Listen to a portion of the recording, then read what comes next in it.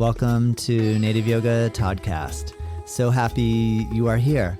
My goal with this channel is to bring inspirational speakers to the mic in the field of yoga, massage, bodywork, and beyond. Follow us at Native Yoga and check us out at nativeyogacenter.com. All right, let's begin.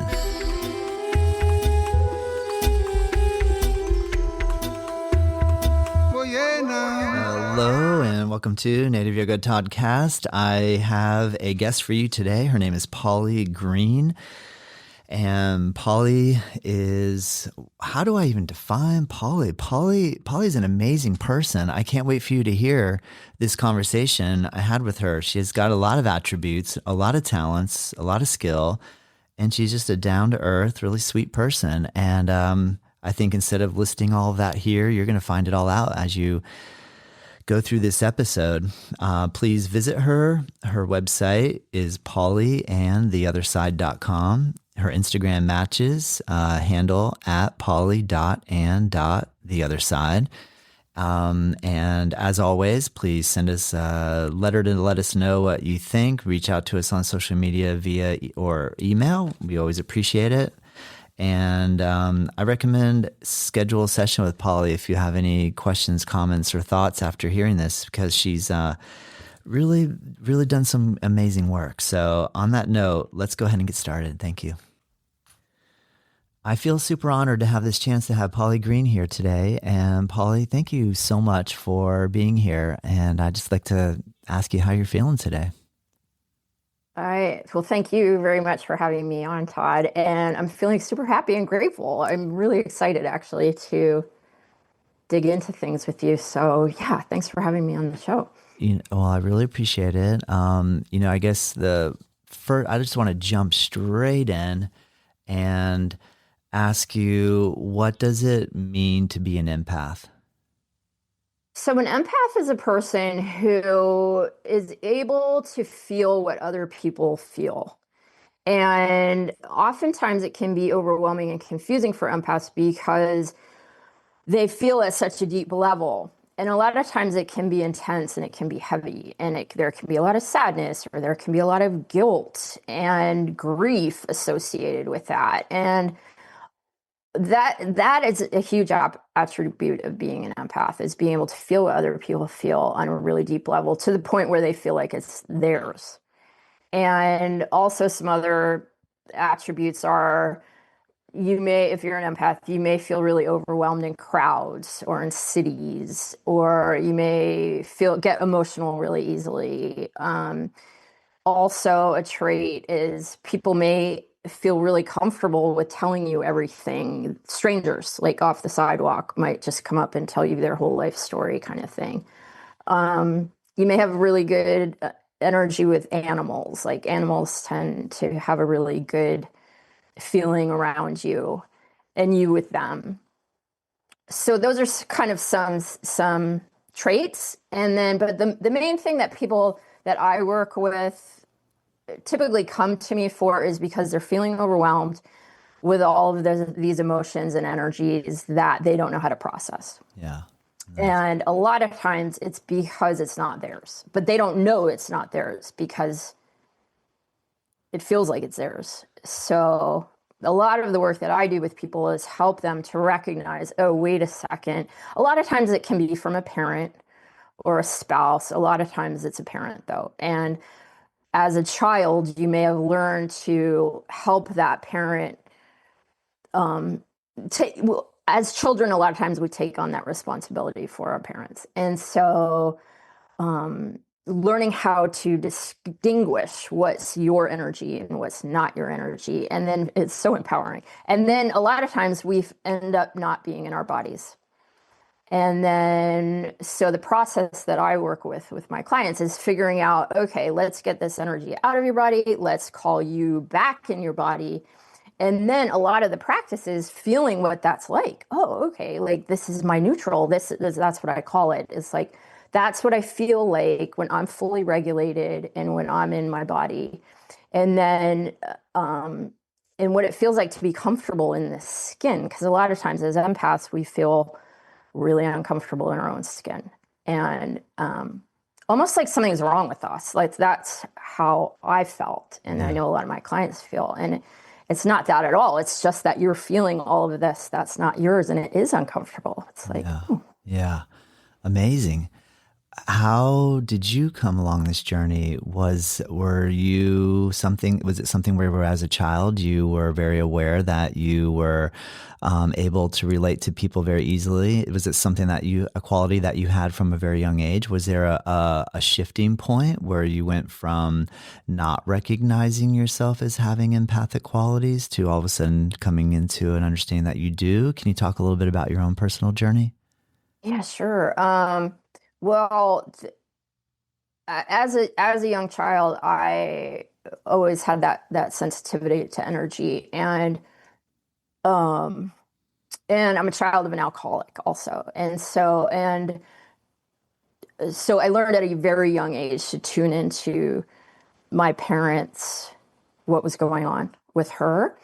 And I took on a lot of responsibility for that at a young age. But I didn't know that's what I was doing. And then in my 20s, I had a boyfriend whose mother had crossed over. And that's when I realized that I was a medium. So all of a sudden, I started hearing her. Um, Mostly, she was there telling him that she loved him. But I could hear her, like she was right here talking in my ear. And then one night she actually came into my body and spoke to him through my body. And I was like out of my body, floating up on the ceiling, watching everything, which was freaky. I was like, what the heck is going on? And it freaked out him, it freaked out me. And so that's when I kind of started on this path. And it was more so like, how do I deal with life on these terms? It's not something I really wanted, or, you know, it was You more weren't like, how do seeking I? this. You weren't like No, reading books and going, that sounds so cool. I wish I could be like that. And then trying to cultivate no, it. It just kind of landed no. on your lap. Yes. And I was also really susceptible to lower vibrational spirits as well. So that was super freaky. And then what I realized, so I was in my 20s, and what I realized is that when I was in nature, I felt the best, especially being in the water. And for empaths, what I've learned over time, and I just did it naturally, is like water is the instant way we can clear ourselves and get ourselves back into our bodies and feel regulated and clear energy that's not ours. So I got into whitewater kayaking, and I was on the river all the time, and I made it my career path. So that's what I sort of dreamed of as a child, as being an athlete. And this ability to connect with the other side and my abilities as an empath, I sort of thought was sort of like a burden. Like I wanted nothing to do with it, actually. And I was even skeptical myself of like energy work and all that stuff. I was more of an athlete type of person, and like very, grounded. I was also into spirituality, though. I was on a spiritual path starting from when I was about 18. So I was spiritually curious, I guess you could call it. Interesting. Yeah, and I was in school at Boulder at the University of Colorado. And the funny thing is about yoga, you're going to love this, because I was just searching. I was like, okay, I know there's something more than this. I know there has to be something more to life than, you know, what I saw, the traditional path and all that. And I was like, all right, I'm going to find this. What is it? Yes. And then so I started dabbling, and I walked into an Ashtanga yoga class with Richard Freeman. And I was Oh, like, yeah. oh my God, I Oh, wish I yeah. was started when I was 18. But it was just, at that point, it was just so overwhelming. I was looking around at everyone doing Mysore style, and I was like, what the heck is this? And I explored like meditation. Like I went down all those tracks because it was available in Boulder at that time. This was in the 90s. Yeah. But none of it really rung true for me. What really rung true was being in nature and the outdoors. And so I just dove in head first. And and then that's what led me into whitewater kayaking. And then what ended up happening is a few of my kayaking friends died because it's an extreme sport. And I had the first friend that crossed over, I had a dream about him 2 days before he died. And it was like he was right there, like in my dream. And he was in Chile and I was in America. And I was like, that's weird. Why? I wonder why, like, I had such a vivid dream. Well, then 2 days he crossed over. 2 days later, and then I kept dreaming about him, Todd. It was like he was right there, like he was somebody that I worked with on the river. And it was like I would have dreams, we'd be in meetings together, guide meetings, and he'd be like sitting right there. It was unbelievable. I was like, he's not gone. And so when he crossed over, I mean, it was sad that he wasn't in his body anymore, but I didn't even feel really grief because I was like, but he's still right here, you guys. Yeah. And Yeah. so then that made me really want to be able to use my abilities to help people and to be able to understand them more and stuff like that. And then I had another friend cross over kayaking, and it was the same thing. I would dream about him, and then I started inviting him on the river with me. I was like, hey, you want to come kayaking? And he'd be so excited, and I would have him paddle for me. Like, when I got to like a waterfall or something hard, I would say, hey, you want to paddle my boat for me? And he would get all excited, and then I'd have a great line, and it was like I wasn't alone. So, and then what happened was I was still trying to figure out how to navigate everything, like from a spiritual perspective. Really knowing there was more that I could be doing with my abilities, but I didn't know how. And I started on the yoga path in 2007, and I just kind of stumbled into Ashtanga yoga because of kayaking. So I thought that it would help me with my kayaking, help me be able to Yeah. focus and Yeah. stuff. Yeah. And And so, I just want to try to clarify, was that your Richard Freeman introduction, or was the Richard no, Freeman, that was way, way back. You that weren't was really, like really not 10 really ready years to start doing the before. yoga. And then when you started coming back to the yoga, what was your, I'm sorry, I didn't want to interrupt you, but where did that lead you? Well, again, I was so lucky, Todd. I was in New Zealand, and I was like, all right, I want to. I John knew I'd Scott? always know Peter Sansom. Oh, nice. Do you know him? To be So honest, he's I've heard the amazing. name, but I can't put a He's very picture. kind of low profile, but Uh-huh. he's right up the chain. He's like, Nice, nice. so Amazing. anyway, I couldn't have learned from anyone better. And then he would do these workshops all the time. Yeah, write it down, Peter Sanson, if I you am, ever get a thank you. chance. He's like Guruji. It's like he channels. I mean, it's like, anyways. So he's amazing. Anyways, what was I saying? Oh yeah, he would do these workshops all the time, and people would come from all over the world, and they would start talking about Mysore and stuff. And I was like, whoa. And I'd always wanted to go to India, starting from when I was in my 30s, but I wanted to go for yoga. Um, but I didn't want to go if I didn't feel kind of sort of confident in my practice. So I was like, well, I'm gonna go to Mysore, but I want to feel good with primary series. That was sort of my goal.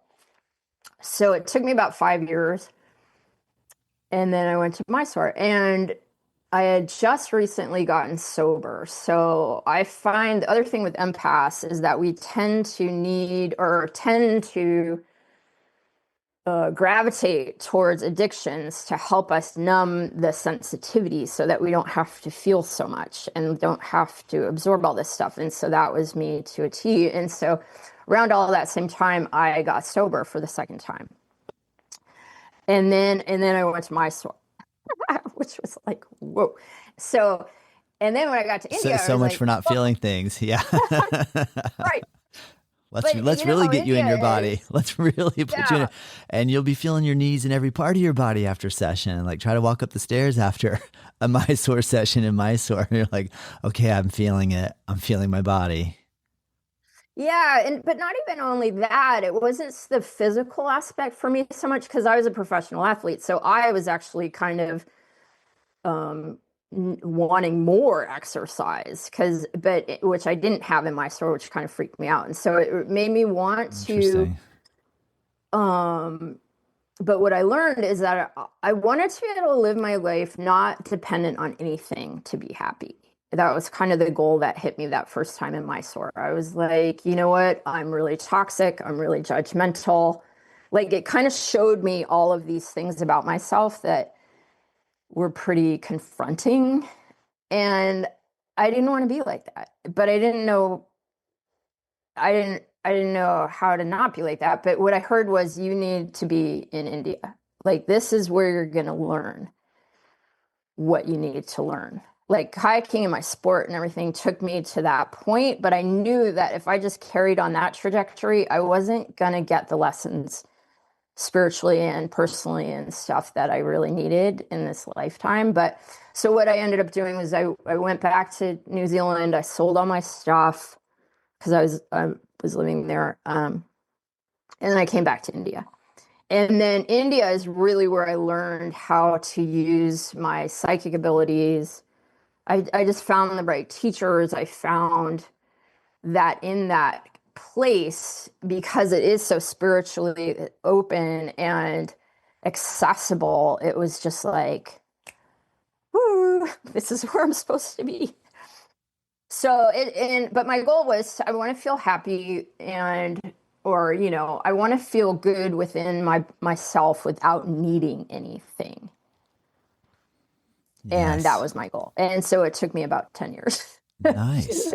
A lot longer than I was expecting, but How long it did you was, stay in India for? How long did you spend there on that? well, about 10 years. Oh, you stayed in India for 10 years. Yeah. And I would go back Wow. between there and Bali. So I spent about 4 years going back and forth between Bali Wow. and India. And then the Yeah. rest of the time I was in India pretty much. And in Mysore, moving around India. No, I moved around. So I really was gravitating towards the north. Like when I was in Mysore, it was great, but I knew I needed to get up like into the nature and the mountains and stuff. And so the next time when I went back, I went to way far north India into Ladakh, which is, very Buddhist and stuff, which I loved. And then I went to Rishikesh and the Ganges. Have you ever been to I Rishikesh, have Todd? not. No, I have not been to the north. I Oh, know I want to go to Rishikesh. I really want to go to Varanasi. There's all those areas that I just think would be so fascinating and just looks like culturally just unbelievable. you would love it. So that's where I mostly spent most of my time was in Rishikesh. And the Ganges became a real teacher for me and healer for me. And I spent a lot of time in that river. And it Kayaking? just Kayaking in the went, no, like I would just go in there and stand. Kind of like now how cold plunging is really popular. It's kind of like a Yeah. cold plunge. And except for, it's this, they consider the Ganges River to be a goddess and really magical. And I swear, it is. And I've been on a lot of rivers. They're all around the world. And the Ganges is different. You go in there, and I would just stand there, and it was like the river would just clear everything off of me. And I would come out, and I would just sit on the sand, and then I'd just cry. And like Yeah. Yeah. I would just, and then I'd do that just over and over and over and over. And then it was like I started to get myself back. It was like, oh, this is what it feels like to be in this body without all this other stuff. And it was just, I just, yeah, it's a Wow. That's cover. awesome, Polly. That's so cool. Yeah, Wow. it was amazing. And then of course, like I had amazing yoga teachers. Like I was practicing with Louise Ellis there, which she was great. And then that's how come I ended up learning about David Griggs, and I practiced with him in the South. So then I went to Southern India to practice with him. And then that was so I did 10 weeks there when he was teaching there in Kovalam. And then COVID hit, and I was supposed to go back to Rishikesh after that. But I had gotten a message that I was going to get an invitation, and then I was supposed to say yes. Like this was the guidance that I had gotten. And I was like, okay. And I was kind of waiting for this invitation. Well, then someone told me about this town that's kind of close to where I was practicing with David. And she invited me to go there to this town that I'd never been to. And it was on the beach. And I was like, that's the invitation. Okay. So I went after the intensive with David. I went to this town that was right up the coast, still in the south. And it was awesome. You would love it. It's like the most beautiful beach. And it was just, and I was just in this little town. I was like, wow, I think I could live here. Like, I just had that sense, like, I would like it. And then boom, COVID came. And I was in this like paradise place. And I was like, okay. And so, and I didn't end up going back to Rishikesh. I just stayed there for like 3 years. Wow. Wow. So it was the most best time of my life. While all of the other rest of the world was like hating it, I was like on this most beautiful beach in paradise. Like, wow. What was the name of that place? practice. Where was that? You said not Kovlum. It's called Varkala. Varkala. So if you ever have a chance to And this go to is Varkala. north of Goa? North of Goa or south? No, south. South of Goa. Gotcha. It's very, very south. down Kovlum in is India. like Trivandrum area, like way south India? Yes. Gotcha. Yes. Gotcha. Very close to Trivandrum. All right. Yep. You fly into Trivandrum. Wow. Oh my gosh, I have so many questions for you after everything you just said. Let me start with, so the first question I want to touch upon, but then there's one that follows, but I think this first one will be important first. What is the difference, or how do we differentiate between 3 words, empath, psychic, and medium? Hey, that's a great question. Are these all like little strands off of the same thing? Are they all the same thing? Are they all very different? That's a super great question. Okay, let's start with, a medium is someone who can connect with the other side specifically. So mediums can connect with like, typically under the umbrella medium name is someone that can connect with someone who's crossed over. Okay, like, so someone who's left this body, died, and is on the other side. That's typically what a medium is. Okay. A psychic is someone who can get information beyond the 5 senses. So you may hear, like when I was telling you how I heard the mother of my boyfriend. So that's clairaudience. You may have heard about like the clairs. So it's clairvoyance, clairaudience, clairsentience, and so it's feeling, seeing, hearing, and knowing. The other one will come to me. Cool. So those are kind of the 4 senses, and not every, say, psychic has those senses. Like somebody might see things, or somebody might hear things, or somebody might feel things, or somebody might know things. But for me, I have all 4. And then, but not everybody does. Like somebody might feel stronger with, getting visions or hearing or knowing or feeling. And then, so that's those kind of separated. And then an empath is what I described before, as somebody that feels other people's feelings. Or, an empath is somebody, if I was to boil it down, is somebody that is able to feel what someone else is feeling. Yes. Okay. So does that make sense? So that you could be one, but a lot of times you can be all 3, or maybe you can be 2, like they're psychic mediums. It kind of. I get it. I get it. Yeah. So not everybody that's an empath has all these abilities, but a lot of times they do. And a lot of times the clients that come to me do. Cool, and that's, I think, why they're drawn to me, is because I help them unpack all of this. And then, because when I started working myself as a medium, I realized, wait a second, like people don't really need me to do, I was like, which was maybe a bad business strategy, but I was like, I think I could help them connect basically without me. Yeah. And so that's the work I do now, which is actually really gratifying. I like it a lot because it empowers you. It empowers my clients to be able to connect on their own. Yes. Whenever they want. Yes. Which is so great. Yes. Good point. So my next question then, when you started talking about going to India and feeling like because it's a spiritually adept place, there's just a long history of people asking questions and experimenting and meditating and searching, and there's just such a rich culture. I grew up in America where I grew up in a Catholic Christian sort of experience where I was taught to that psychic and mediumship and these other things were evil, dangerous, bad, of the devil, of the East, right? So I always had this feeling of like, oh no, that stuff is like I shouldn't believe in that, or that maybe is dangerous.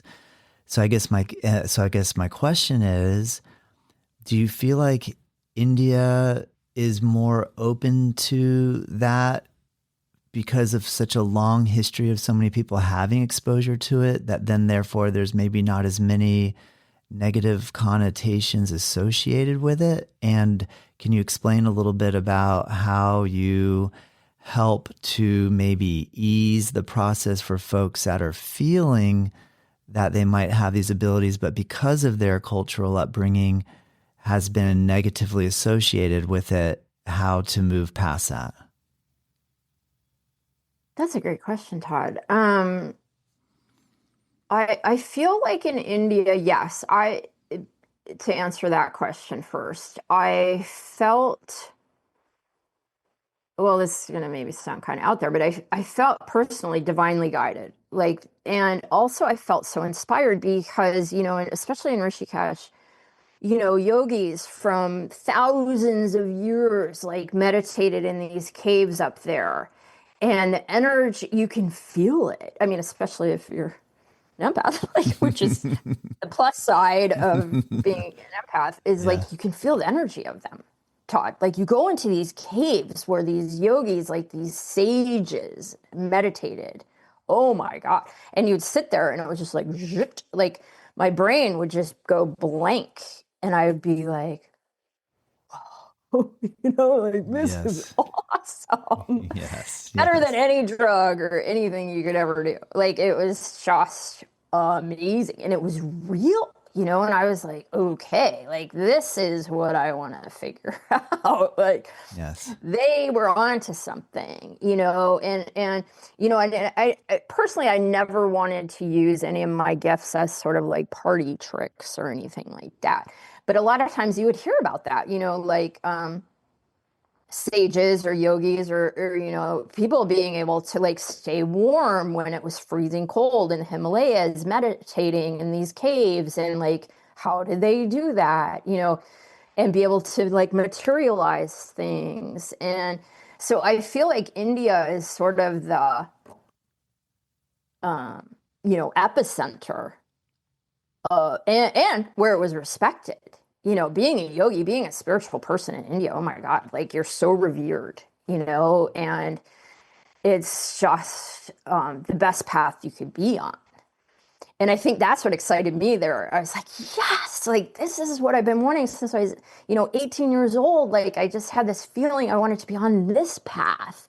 And here's all these people doing it. And it's like supported and, revered even. And then I felt the results. It wasn't just like, you know, this kind of aimless search. It was like, oh, whoa, like there's something to this, you know? Yes. Yes. So, Yes. um, Good answer. oh, okay. Good. No, that was good. I mean, and then just to steer you toward the question about how the West interprets these skills, and maybe I'm seeing it Yeah. very different from you. Maybe you're not seeing the way I saw that there. But what are your feelings? I mean, obviously you're here in the West now. You live in the United States, I believe now, right? Yeah, I'm back Where in are you? Where are you, by the way? I'm in California, Oh, which cool. is where my family is, which is why I'm here now Cool. currently, Cool. All right. helping out with my family. Yes. But Yes. no, I 100% agree. And it's even hard for me to be here still now sometimes. I mean, I left America maybe like 30 years ago, and I Yeah. never thought I'd come back here. I think because I could see the culture, and I didn't really fit into it. I was like, this isn't really what I want. Like what people were kind of striving for here wasn't what I was striving for. Like what I was striving for and what excites me, as you could tell, is like what those sages are doing in the caves. Like that was my aspiration. Like I wanted Yes. to just be a yogi and live in a cave. Like Yep. I didn't want anything, I wanted that. And so being back here is like kind of hard for me actually, because it's a lot harder to connect. I do have to say, it's hard. Like in India, as you know, like you're smelling incense and everybody has an altar and it's so devotional and like there's temples everywhere. Like it just is so much easier, I think, to connect into the spiritual world there. And it's so supported. Whereas here you're like searching for, like, I remember being in India for a long stint one time and I came back and I was like, oh my God, Target is like the temple of America. It's like Target, the Target temple. Yeah. the Well, that's actually Target a really good temple. observation. Yeah. I mean, well, you're right. I mean, if we have a materialistic God, we're going to worship materialism, and it's Yes. not And any I just different. saw it We just like, don't what necessarily the heck? recognize it as a religious or spiritual thing. It's just a different, I know that's so trippy, isn't it? Well, interesting. Yeah. Yeah. Yeah. Very So, and cool. then, but then to talk about what you're saying about I guess the religious beliefs and stuff like that. Um, Yeah, I mean, but even if you're like, I don't know. I think all religions, if you look in their texts and stuff, have aspects of the supernatural or spirit. Obviously, it's spirituality. Like so, I Isn't mean, that an interesting thing in relation to the fact that there's Jesus who's talking to God and having conversation? So right, why would we need to be so scared of that? Isn't that an right. interesting thing that no, but only one person should be able to have that ability? You know what I Well, we mean? all do. Yeah. Yeah, we all do, and that's what I feel like almost what I'm here to tell people on the planet in my life is like we all have that. And in yoga, I mean, it's talked about all the time that it's like right in here, it's right in our hearts. Yeah. Like, Yep. and all we have to do is go in here and be able to connect. Um, so yeah, on the side though, I do want to bring this up because Please. Please. I had this experience when I was in Bali. So there are there is the dark and the light. I'm not going to pretend like there isn't. Like, and when I first started opening up my abilities, I was like a kid in a candy store. I was like, really? I can do that? And like, so I started working on an energetic level that was like, let's say I was in kindergarten as an energy practitioner. I was like, I'm gonna clear this whole. I don't know I just got these very grandiose Yes. ideas. And in Yeah. Bali, like there was a lot of avenues where you can work with that stuff. And so I was going to all the things and doing the things. And then I just got flattened. Like so, and then in Bali, I was kind of had this mentorship with this Balinese priest there who was a huge, amazing influence for me. And I went to him and I told him what happened. Like I got really sick. And after I did this clearing work, and he's like, Polly, like you're playing with fire. You because especially in Bali, like there is black magic. So, and he told me stories of like that I don't even really want to repeat. But so I mean, it can be used on the dark side as well. And so it's very important. I always tell people I work with, it's like I only work with the highest divine light. And I think if you are listening to this and if you're like starting in on your abilities, it's like really important that you're clear with what you're tapping into, because there is the opposite. And what he did for me in Bali, because I was doing energy work there, he's like, you need permission from the ancestors to do this work here, which was totally valid. And so what we did was he called it my spiritual passport. And so he took me around to like 12 of the most important temples in Bali. And like we prayed to the ancestors and he asked that I be given that permission to work on that level there. It, Interesting. yeah, Whoa. Yeah. yeah. In India, I don't feel so much Yeah. of the dark energy, but in Bali, it's very dual. They're black. There's the black and the white, like it's, and you can feel it. So, anyways, Wow. I just wanted to Wow. throw that out Yeah, there to say, please. like, Yeah. there Yeah. is, and before I got a harness on my abilities, I was tapping into the lower frequency energies, and they're there. Like, there's earthbound spirits, you know, that are still walking around on the earth, and like you, it's possible to tap into that. So it's kind of like, and this is what I teach my clients too. It's like how to have energetic boundaries, how to have discernment, because for me, and especially if you drink alcohol and why they call it spirits.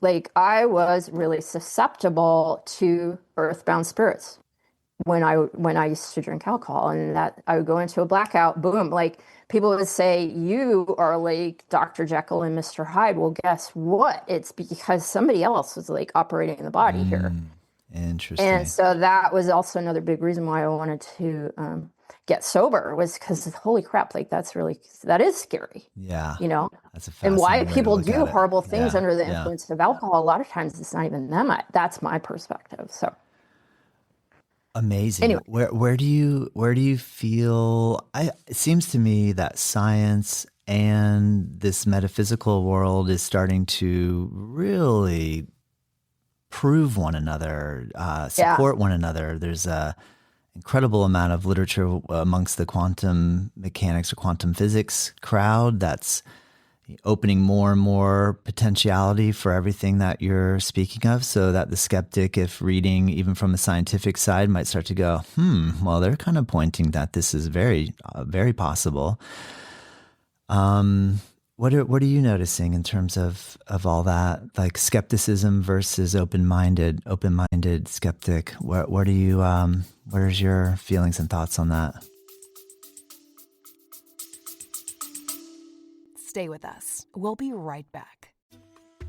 I really hope that you're enjoying this episode, and I just wanted to take a moment to announce a course that I'm really excited to release. It's a free course, and it's called 8 in 8, Learn 8 Limb Yoga in 8 Days. My goal is to help coach you along in the Ashtanga yoga practice in a way where we take just the sun salutations, the fundamental asanas, and the final breathing poses, break it down with some philosophy videos as well, explaining the 8 limbs of Ashtanga yoga in a very easy to use, friendly course that is totally free. Click the link below, check it out. Let me know what you think. All right, let's get back to the episode.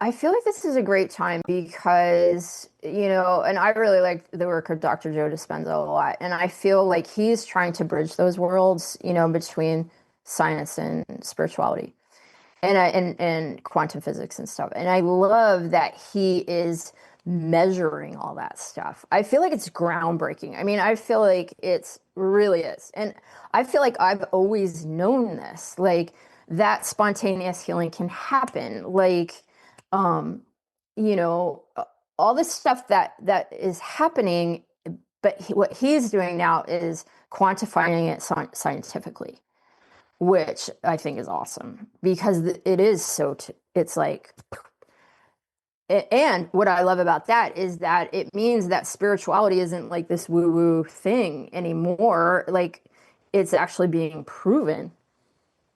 And I really do think it's cutting edge, Yeah. to be honest with Yeah. you. Yeah. And that even high up like medical establishments like Stanford and stuff like that are starting to take notice and be like, oh, whoa, like how can we, like if somebody has Parkinson's disease and a week later they don't, like what the heck, that's freaking awesome. Yeah. So Yes. and working with those, that high vibrational frequency and meditation and you know it in visualization, it's awesome.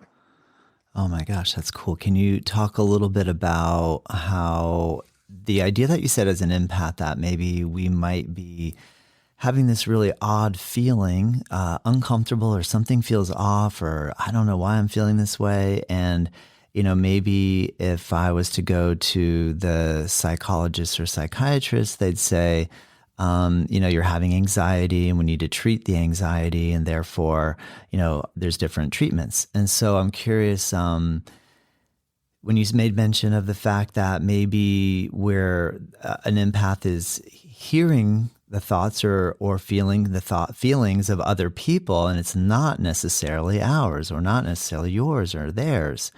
So how does one begin to identify that the feeling and or thoughts or emotions that I'm having are not mine? Because I guess that's a interesting place, because if I'm, I want to take responsibility for my feelings, thoughts, emotions. But if there truly is this thing that I'm picking up on others, and therefore, and like reflecting it or holding it or being that, how do we differentiate? Great question, Todd. I'll give you some really great ways to discern. Okay. And for everybody listening. So like, let's say you're feeling really good. Like you did your practice, you're feeling regulated, you're like feeling, balanced and stuff. And then let's say you leave your shala or whatever, and you run into somebody on the sidewalk and you instantly get a headache, or you get a sore throat, or you feel sad. And this is what I encourage you and people to start really taking notice of, like, okay, wait a second. 5 minutes ago, I felt fine. Like, or, I felt, I like to call it my neutral. It's like, all right, this is what I feel like when I'm, Yes. And then if it happens suddenly like that, and because you've been usually around a certain, someone, a person, that's a telltale sign. And so that's one way to realize it. Another way, like for me, and if you've done a lot of Vipassana, I've done a lot of Vipassana too. You know how like they have you do body scans, which is a great skill to have, especially if you're an empath, because you can start scanning your body like a lot and being like, wait a second, I'm feeling like sometimes if I'm around, toxic energy, I'll just get like this feeling of like toxic shock. And it's like, whoop, and I can almost feel it like running through my body. And I'll be like, wait a second, I wasn't feeling like that 5 minutes ago. Okay. Like this person probably has something going on that I'm picking up on. Another thing, and it can be confusing if you don't know this. You'll think, oh, am I coming down with a cold or something, or why, So anyway, so that's kind of the first step. Also, if you're in a crowded environment, or like if you're doing healing work, especially like if like you do, or in the shala, or it's really easy to pick up on other people's energy. So I'm like really vigilant about clearing my space all the time, clearing myself all the time. Like I'm brushing my teeth. So I use like Palo Santo or sage, or even like if you can't do that, I have like energy clearing sprays. And then I do have some quick commands that I say to clear my energy. It doesn't take long, like 2 minutes. But just being really aware of how you feel kind of from minute to minute as you go through your day. And then you can even have you can even journal it. And then just starting to backtrack. Wait a second. I was feeling fine before that. Mm-hmm. Yeah, it's so fascinating. You're right. Yeah. And a lot of the symptoms can also be like, I just don't feel like myself. Like, have you ever had that feeling where you're like, God, I just don't feel like myself. Like, I can't make decisions. I don't feel clear. Yeah. I'm normally like guilt. This, but right now this is odd. Yeah. What? Yeah. Well, it's so fascinating though. But I mean, don't you feel like though, like we were like, I mean, we were never trained in any of this, right? Like, I mean, what kind of supportive systems did we have as children growing up that actually kind of fostered or helped us to understand this? I'd say very little, unless we had really cool parents to, maybe guide us along. But I guess, like, for example, if I'm just like, have that same question that you just said, where you're just kind of like, gosh, it's just, I feel so weird. Like, this just isn't me. I mean, aren't we kind of in our current strategies taught to think that something's wrong with us? Or, Yes, I mean, and that's how come I always yeah. felt like something was wrong with me. Yeah. What is wrong with me? Like, why? Yeah, isn't that Yes, funny? but I'm here to tell you, if you're yeah, listening and you feel like that, yeah. nothing's wrong with you. You're probably and the collective energy, especially now, like it's really easy if you're an empath and sensitive to pick Ooh. up on all this collective drama Yeah, happening, which is super yeah, hardcore yeah, and heavy. yeah, And I'm not saying be an ostrich and put your head in the sand, but it's like I call it like spiritual hygiene. It's kind of like, all right, I can take responsibility for what I put in my body and what I listen to and the people I'm around. And like, it's like I'm responsible for because I don't want to feel all that stuff, you know? yeah, So yeah, it makes me yeah. kind of extra vigilant. Like, I don't like to read the news or watch scary movies or anything like that. Like, why? Because it's super low frequency and it's like, Yes. and it's not bypassing. And I know that gets thrown around all the time. Like, oh, you're just spiritually bypassing. But I really am not. It's like I'm aware, but I know that to be on this earth and to make an impact, like I I need to feel good. Like I need to be the best version of myself I can Yeah, so that I can yeah, then help others, you know. But if I get bogged down in all this collective blah, it's like, ugh, like it would probably kill me. Like if I really like dove into it because it's so heavy and yeah, you know. yeah. So it's Isn't like it how though? can you Isn't be a it helpful person here? just to take a short little pause without going into details? Isn't it a little bit heavy right now?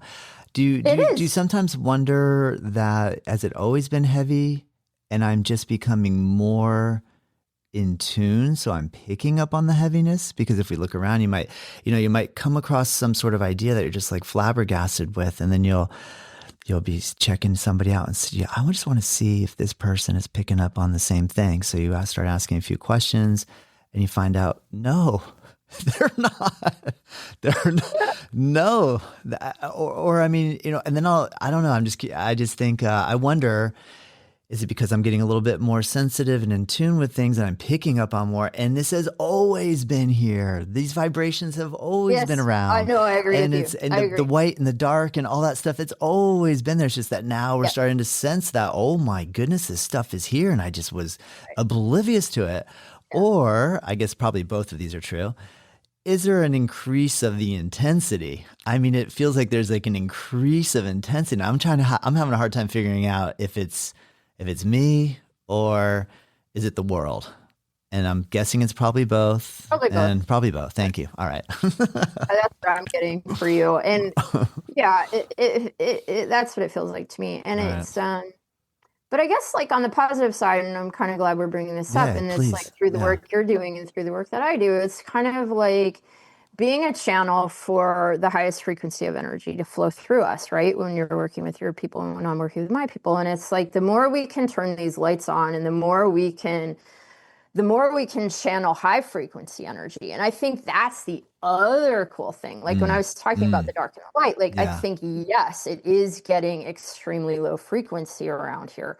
But guess what? Like I also feel this huge opening is happening. And Yes. like there's Yeah. the opposite end of the scale. So it's Yeah. kind of going like this. And what's her name? Dolores Cannon. I don't know if you've ever read any of her I'll books, write it but down. All right. she was so ahead of her time and she actually predicted this and that there was like going to be kind of like a separating of the worlds. And so and this is what's so exciting, Todd, is like where you identify your energy is what world you go to. And this is what exactly happened to me when I told you about Varkla, and I was in this like paradise while the rest of the world was like, having the worst time of their life. I'm like, oh my gosh, this is being, this is happening. Like I was so like That is convinced that wild. the worlds were, That would have because been I was in such a really different bizarre. reality, Yeah. Yeah. literally in paradise. Two having different the worlds, like almost Yes. existing on the same planet, but in two. So, but that's why I Which feel would like be which would be easy and hard at the same time. Easy because cool, and hard because what the heck? Like what? how could this be? Do you know what I mean? Like, Right. how could this be? Like, what? Do we need So to, I don't know. yeah, I feel like our work and probably like yeah. on a cosmic level or spiritual level, like why you've been called to do the work you do, why I've been called to do the work I do.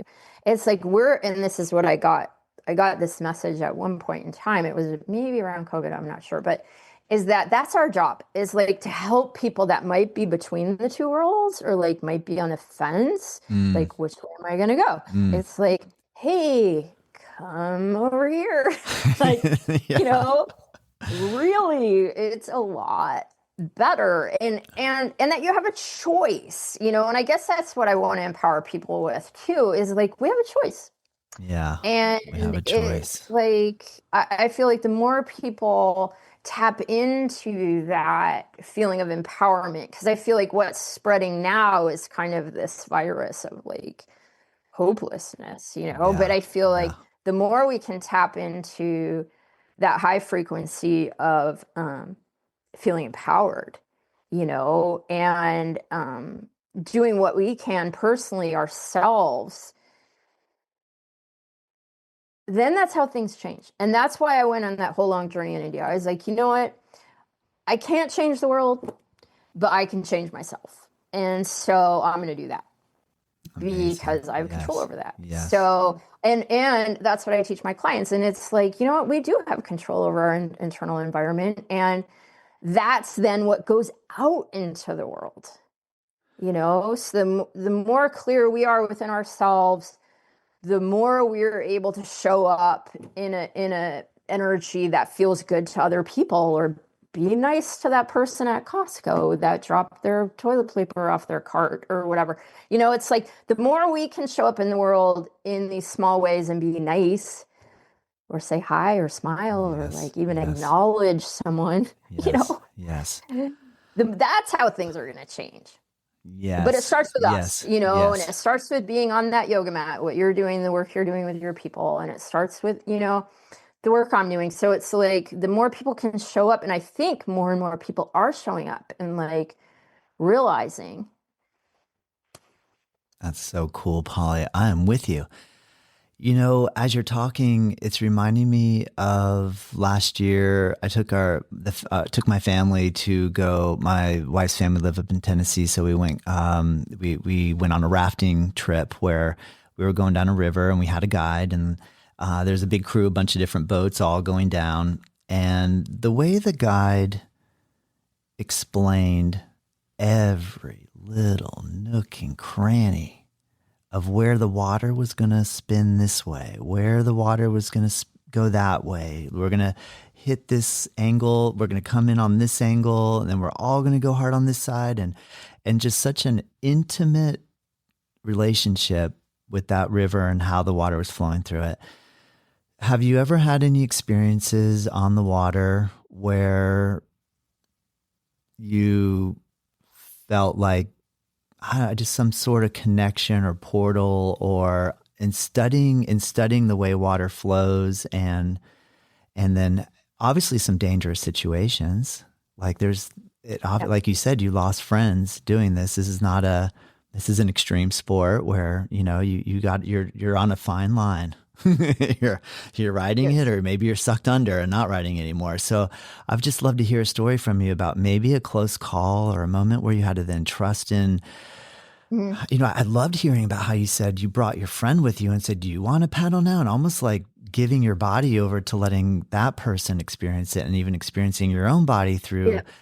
imagining, or I don't even know if imagining is the right word, but just like opening yourself up to letting another energy come in to move you along. Can you just talk a little bit more about that? Because I find this stuff fascinating. Yeah. Well, I do it all the time, especially with that friend on the other side, because he was like a hardcore adventure person. Like he was a really great kayaker. He loved adventure, and so do I. And we even talked about going to India together before he crossed over and stuff. And he was good at riding motorcycles. And so I do it with him on the river all the time. And with another friend of mine that's crossed over, I asked them to come with me all the time. And I can feel them, and they get so excited. They're like, "Yay!" And then also when I'm in a pinch, and I want to share this for everybody. to know this, that your loved ones on the other side want to help you. They are there to help. But we on this side have to ask. And this is like a crucial thing that I don't know if everybody knows. So it's kind of like you pick up the phone and you call them spiritually. And you're like, hey, mom or grandma or friend, I need help with this. And a lot of times it works out best if that person was good at that thing in this lifetime. So like with my kayaking friends, I asked them to help me with, kayaking things. Or like my grandmother was really good at business, so I asked her to help me with business things, stuff like that. So they are there to help us and they want to help, but we have to ask. So it's kind of like a two-way conversation. That's a really important thing to know. And like with my one adventure friend, like I was motorcycling in India and I'm not a good motorcycler. I just got this call to go motorcycle to monasteries in India. Like, really? Like, I was scared of like driving a little scooter in Bali. I was like, okay. So anyways, I did by myself. I didn't even have like motorcycle outfit or anything. I was like wearing my yoga outfit. And I ended up on the highest motorable road in the world in India by myself, being like a beginner motorcycler. Okay, like, anyways, so I was in some very perilous situations. Well, I would call my friend, like, help. Like, at one point, it was like sleeting. I had like cotton pants on, no gloves. I couldn't even work the brakes. I mean, I was on this Himalayan road that had no guardrails. There's no people. I was like, holy crap, this is pretty bad. And then I called him in. Somehow, miraculously, I didn't crash. There was a guy on the side in the middle of nowhere. This guy on the side, you know how it is in India. He's like, room. Like, I'm like, what the? And I pull over without even crashing. They like make me chai. They have like a room. I mean, stuff like that. Like these miraculous type things can really save us in these times where we need help, but we have to really ask. Yeah. Amazing. Holy cow, Polly, you're a solid adventurer. You're like pretty a solid. Full-on adventurer. But I want to say I'm like, I love it. I love a it. bit naive sometimes, Yeah. which gets a long way. I mean, in Isn't that kayaking, I'm very amazing? experienced. Yes. But with these other adventures, I'm like, let's just learn how to ride a motorcycle. Yes. And like, it's pretty funny. I mean, I don't know. I also get lucky, but I also follow guidance, and like I was really guided on that well, I did it twice, but like these two motorcycle trips, I was obsessed. It was like I had to go. I'm like, well, if I'm being called to do this, I'm going to be okay. So a lot of it's trust and faith and asking my other side team for help. And then, you know what happened, Todd? People would just show up out of nowhere. Like a few times I did have little crashes, not big crashes, but just like little ones. The motorcycle, as you know, it was a Royal Enfield, those real big, heavy bikes they have in India, the Bullet. You've probably seen them a bunch. But I couldn't lift it up by myself. It was so heavy, and I'm pretty small. And these guys would like just show up out of nowhere. I'd be in the middle of the mountains, and like all of a sudden there's 4 guys there helping me lift up my bike. What? Yeah. Oh my gosh, Polly, that is awesome. That is so awesome. Yeah, so like to just inspire people that maybe like are unsure or whatever, I would say that intuition, or when you get that like nudge, or it's a very quiet voice, and to be able to listen to that and follow that, because that's your own internal guidance system, like leading you on your path. And I believe it's for our own growth, our own personal growth in this lifetime, to learn these lessons, whatever they are. And a lot of times it's going to be that little whisper. Yeah. And it probably for you or most people won't be like, go ride your motorcycle to monasteries in the Himalayas. Like that was a pretty extreme example, but like, maybe it's like, go do this thing that you never really thought of, or maybe it's scary. Right. To be able to kind of take that next step into these things that scare us. Yes. Because a lot of times facing the fear is where we really grow. And doesn't it seem like when you stare fear down, it just goes poof into a little bit of smoke and it's gone? It's almost like these little fear monsters that creep in, and you just go, wait, I'm gonna stop running. I'm going to turn, face you, and then just disappear. Exactly. they're gone. It's just, Yep. yeah. Wow, Polly. You know what? Oh my gosh, time goes by too fast. We can find your website, pollyandtheotherside.com. Link will be in the description. Instagram at polly.and.theotherside. I can't wait to talk to you again. I know we're gonna have another conversation. I know, this is awesome. But I just want to see if there's any closing. And is there anything that you feel called to share? Yeah, if I was to talk to people that are listening, I would, and a lot of what I find just so empowering personally is to learn to trust yourself and trust that voice and trust your intuition. And like you said earlier, a lot of times we're not taught how to do that, and usually we're taught to question it or not listen to it. But the more we listen to that little voice inside, the more we're going to be guided on our path to things that maybe you couldn't even imagine. And that's what's so exciting and cool about life. So that's my kind of final takeaway, is to trust that inner voice and that little spark inside that might lead you down a road that you weren't expecting. But take that road. That's what I'm here to say. Beautiful. I also want to give a special thanks to Becky Durkin, who came in, took a yoga class, and we started talking, and she said, you really got to meet my cousin, Polly. And hence then I found you, wrote you, and here we are. So thank you, Becky, so much. And thank you, Polly. This has been a real pleasure. And I love hearing your stories, and thank you for being so open and sharing and just kind and patient, and just really enjoyed this. Thank you. I really did too. Thank you so much, Todd. It's been awesome. Thank you.